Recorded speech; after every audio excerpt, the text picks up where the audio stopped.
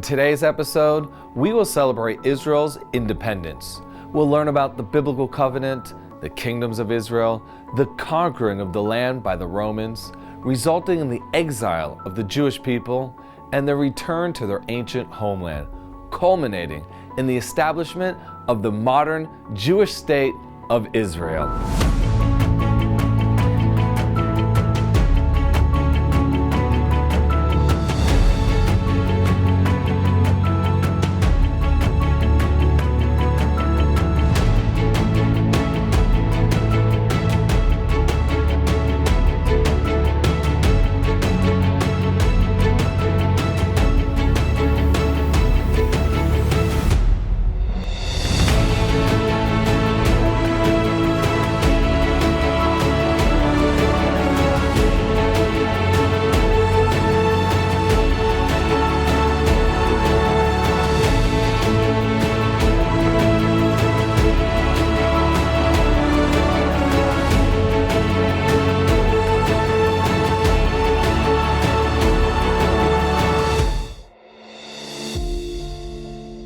Israel's only around 8,000 square miles, making it smaller than New Jersey, El Salvador, Taiwan, and so many other places, and yet it receives much of the world's attention.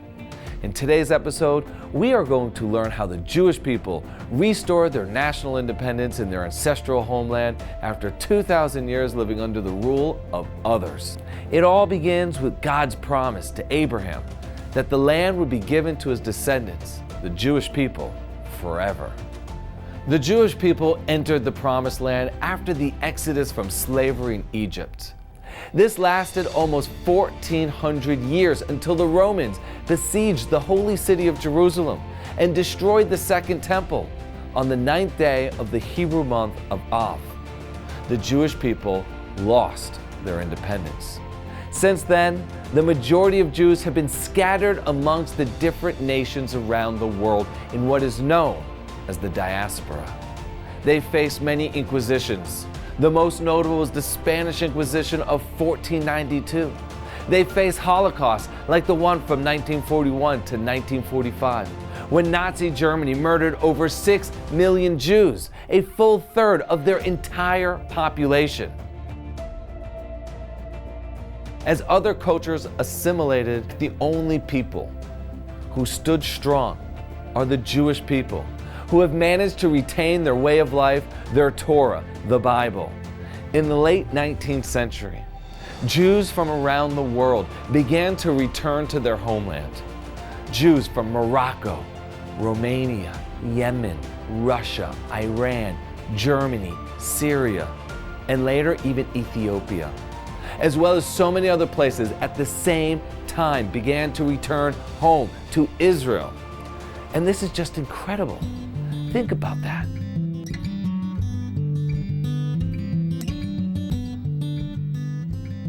In 1882, Jews would begin to return en masse to their ancestral homeland, the land of Israel. In particular, a group of Romanian Jews would settle on this hilltop called Givat Zamarin, which would eventually be known as Zichron Yaakov. At the beginning of World War I, Sarah Aronson was living in Istanbul. Fearful for the safety of her family, she decided to return to the land of Israel. Along the way, she witnessed the brutal slaughter of the Armenian people at the hands of the Turkish government. Realizing that this could happen to the Jewish people living in Israel, Sarah and her brother decided to assist the British government in defeating the Turks by establishing a spy network called Neely.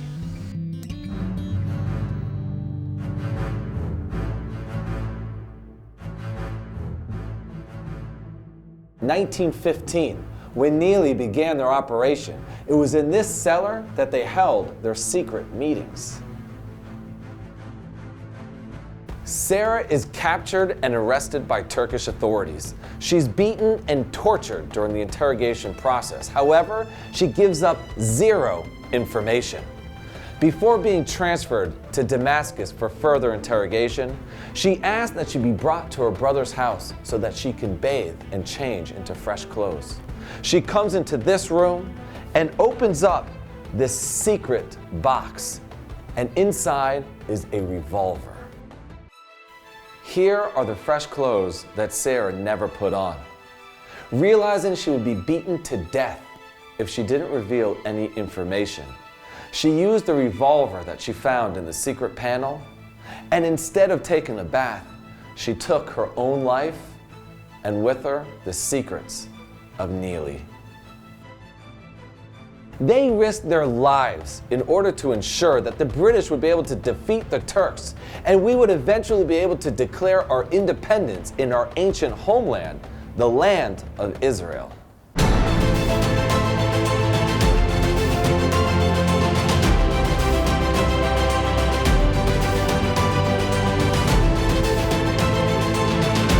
There are moments in life that define you and leave you forever transformed.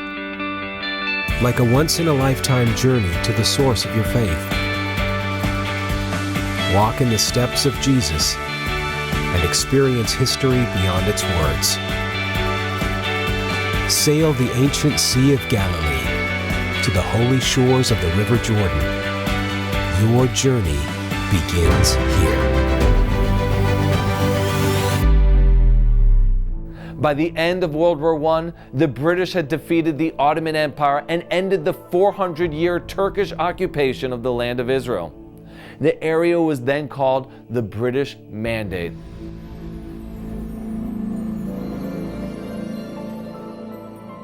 World War I ended in 1917, and the British Mandate was established. The Balfour Declaration of this same year said the entire region would be given to the Jewish people to establish a state in their ancient homeland. However, in 1923, the British went back on their promise to the Jewish people and gave away 75% of the British Mandate to the Hashemites, a Bedouin tribe, in order to create the Kingdom of Jordan. The British continued to alienate the Jewish people, and by 1939, instead of helping the Jewish people establish a state for their own, they limited the amount of Jewish immigration to 15,000 people a year.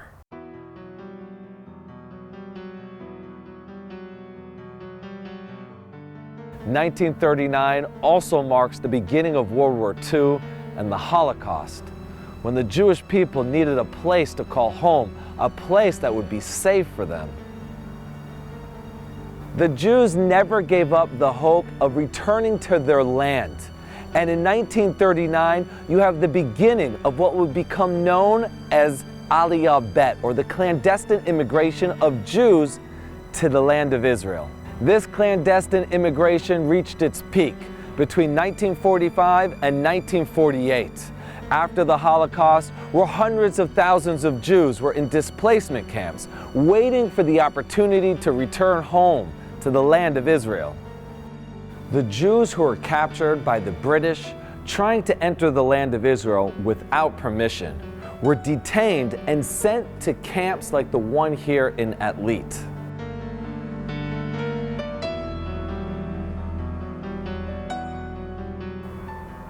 The camp was divided into two sections, one side for men, one side for women.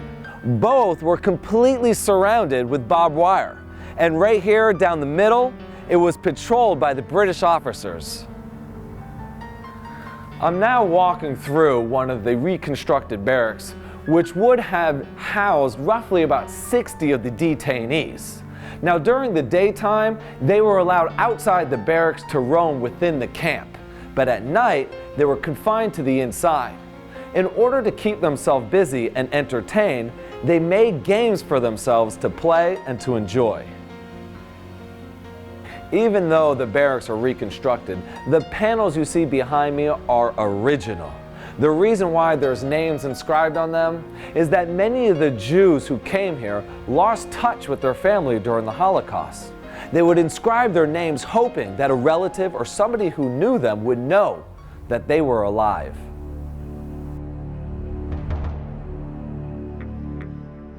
Across from the Rehovot Science Center on Kibbutz Hill stands the Ayalon Institute, otherwise known as the Bullet Factory, which tells one of the fascinating and mysterious stories in the history of the establishment of the State of Israel. During the British Mandate, right here, 24 feet beneath the ground, a factory was created for the secret production of 9mm bullets for the Haganah. Let's now take a closer look at how this factory worked. Kibbutz Hill Rehovot was designed with one purpose in mind: to produce 9mm bullets for the Haganah, which would eventually become the Israeli Defense Forces. In order to do that, they dug out the ground at a furious pace. 21 days it took to build a basement the size of a tennis court. Up above, they built two buildings, one of which we're standing in right now, the laundromat, for both the members of the kibbutz as well as a viable business in order to support it financially. The laundromat made so much noise that it would cover up the sound coming from the basement as the machines were roaring away, making those 9mm bullets. Just listen to this old laundry machine. That's a lot of noise. I'm now standing in the bakery, which was the second of two buildings built above the basement, which will become the Bullet Factory. The bakery both produced bread for the residents of the kibbutz, as well as another viable business selling bread to all the residents living in and around the area of Rehovot. However, the real purpose of the bakery was twofold. One, you could slide the heavy oven to the side, revealing a large hole, allowing the people to bring the equipment down into the basement for the Bullet Factory. Two, is that the chimney, which allowed the smoke to escape, also camouflaged as a ventilation system for the noxious fumes down below in the Bullet Factory itself. We're now standing in the main section of the factory. Each machine that you see around me had a particular purpose, whether it was stretching the brass, creating the caps, or the actual bullet itself. This is where the manufacturing took place. But where did all the brass come from? Well, the Haganah approached a factory owner in Yafo and had him order the brass via the British Mandate in order to produce lipstick containers. Once we had the brass, we could bring it here to the secret factory and, of course, make the bullets with it. If this job wasn't dangerous enough, just imagine this. A few feet away from where the bullets are being produced and the gunpowder lay, there's a firing range in order to test the velocity of the bullets. Between the years 1945 and 1948, the secret bullet factory was able to produce 4 million bullets and help establish the State of Israel.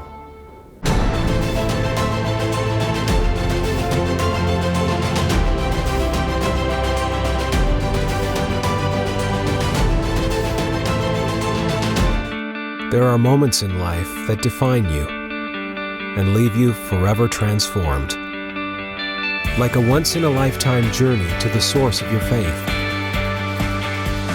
Walk in the steps of Jesus and experience history beyond its words.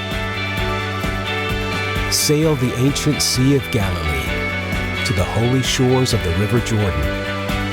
Your journey begins here. The Jewish people had high hopes.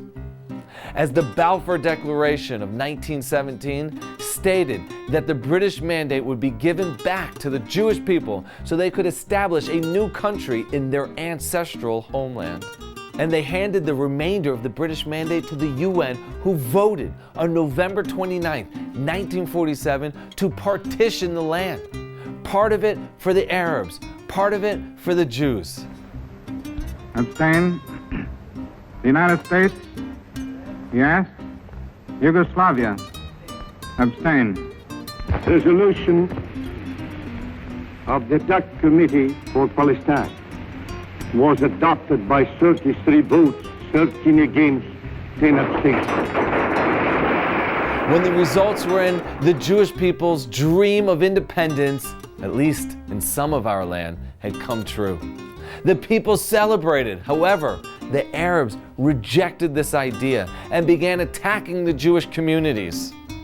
For the next 6 months, the Jewish people suffered many attacks from our Arab neighbors. However, it wasn't until we declared our independence that 5 standing armies attacked our young state and began what would be known here in Israel as the War of Independence.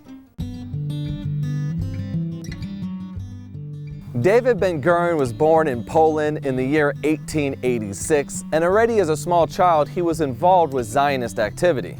And by the time he's 20, he makes the best decision of his life, the decision to return to his ancestral homeland, to the land of Israel. He quickly becomes a leader in the existing Jewish community. By 1935, he becomes the head of the Jewish Agency and the de facto leader of the Jewish people living here during the British Mandate. When that mandate ended on May 14, 1948, David Ben-Gurion stood in front of roughly 400 people in the city of Tel Aviv and declared the independence of the Jewish state of Israel. How did Israel's independence come about?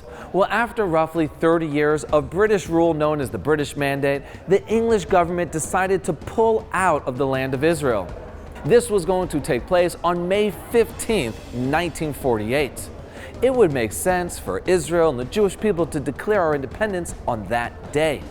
However, a Jew is not allowed to acquire something on the holy day of the Sabbath known as Shabbat.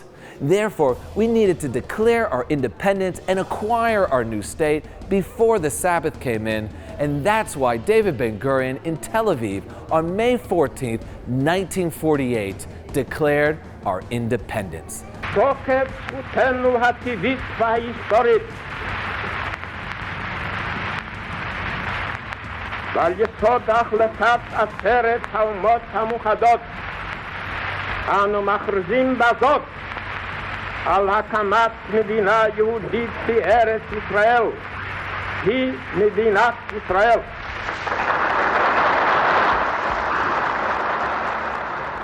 An interesting fact of that historic moment that we just watched is that David Ben-Gurion was not reading from the scroll of independence. Rather, he was reading from a draft copy.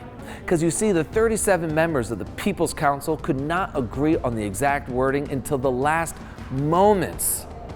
So, all the members, including David Ben-Gurion, signed the declaration at the bottom, but the writing was only filled in after the Shabbat, the Sabbath. It was almost like signing a blank check. Let's continue as we learn more about Israel's independence.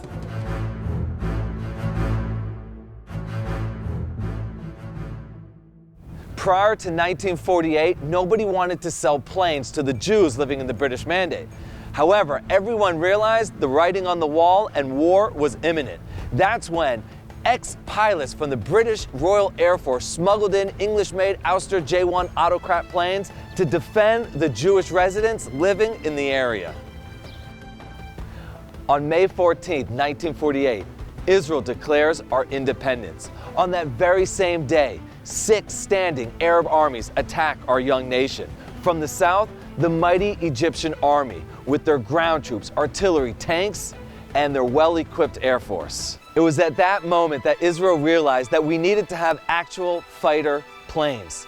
So Israeli agents acting in Czechoslovakia purchased 4 Messerschmitt planes, just like the one you see behind me. They disassembled them, loaded them on a much larger aircraft, and flew them directly to Israel, where they were reassembled and in a few short days used in combat. In one of their very first missions, they were able to halt the Egyptian Air Force 20 minutes south of Tel Aviv. This delivered a devastating blow to the psyche of the Egyptians, who didn't even realize that Israel had an air force of our own.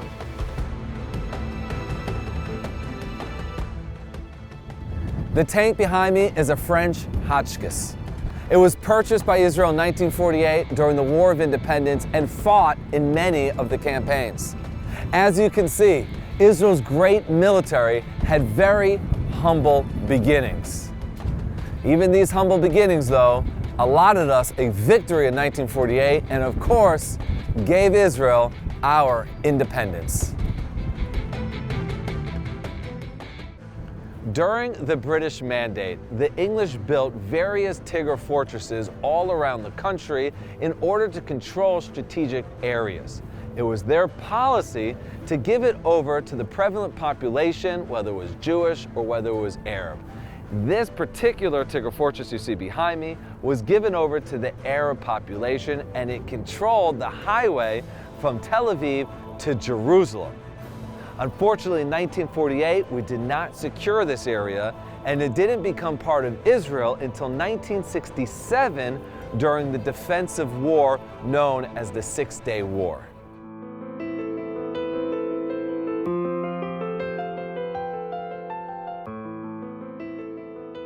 The War of Independence ended here in Eilat. The last operation, Operation Uvda, in order to secure the Negev, took place in 1949. And on March 10th, Israel raised our flag here in Eilat, marking the end of the war.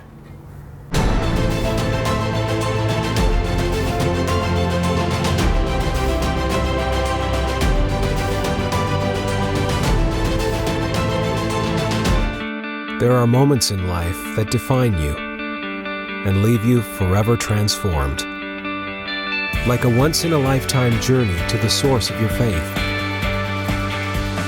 Walk in the steps of Jesus and experience history beyond its words.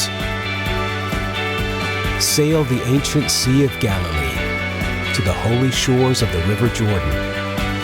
Your journey begins here.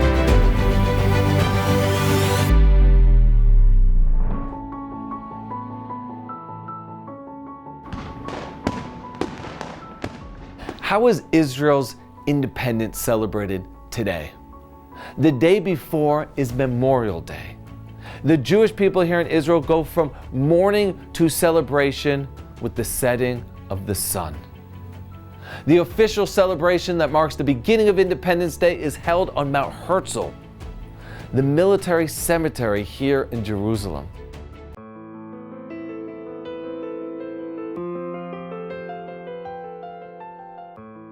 I'm standing here now with David Breakstone, who is the founder and director of the Herzl Center and Museum, as well as the vice chairman of the World Zionist Organization, which was originally founded by Theodor Herzl.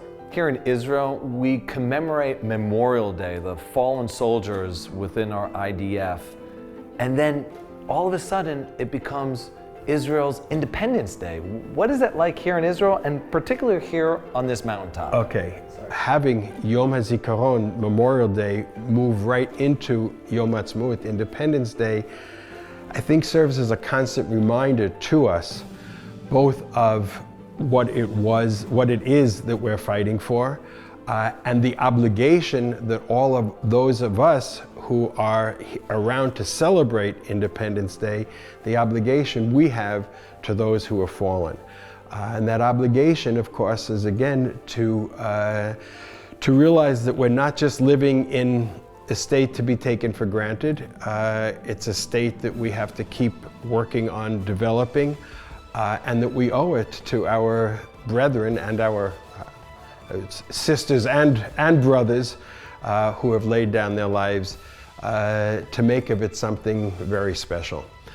The experience itself is very jarring. There's nobody who lives here who doesn't have a relative, a friend, an acquaintance who is buried in one of Israel's military cemeteries, who has been a casualty of a terrorist attack. So that certainly those who are first-degree relatives, it's an extremely difficult day, but for all of us, it's a day of it's a very somber day. And therefore, for all of us, making that transition is difficult.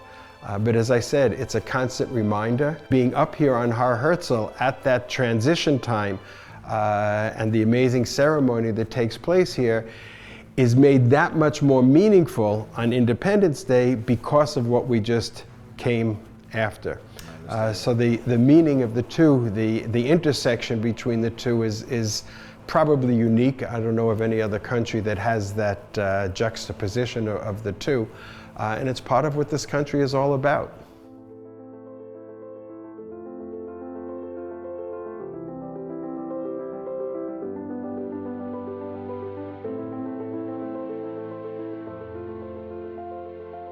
the country begins to celebrate with fireworks, concerts, and all-night parties. The following day, people are out barbecuing in the national parks, beaches, and forests. There are parades, military flybys, as well as events throughout the entire country.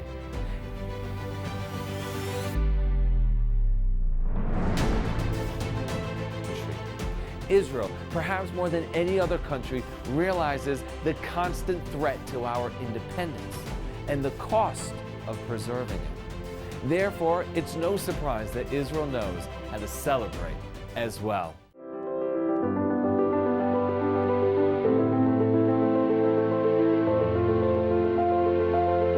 Join us next time on Land of the Bible as we discover the archaeology, the battlefields, the modern enterprise of Israel's northern volcanic region, the Golan Heights.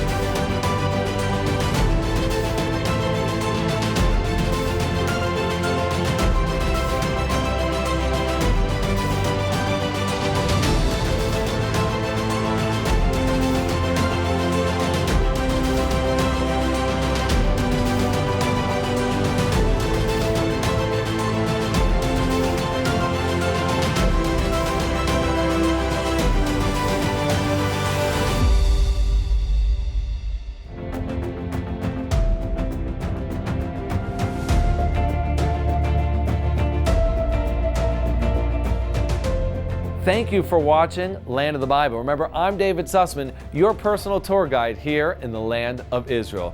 Make sure to join us next time as we connect you to the people, places, and lands of the Bible.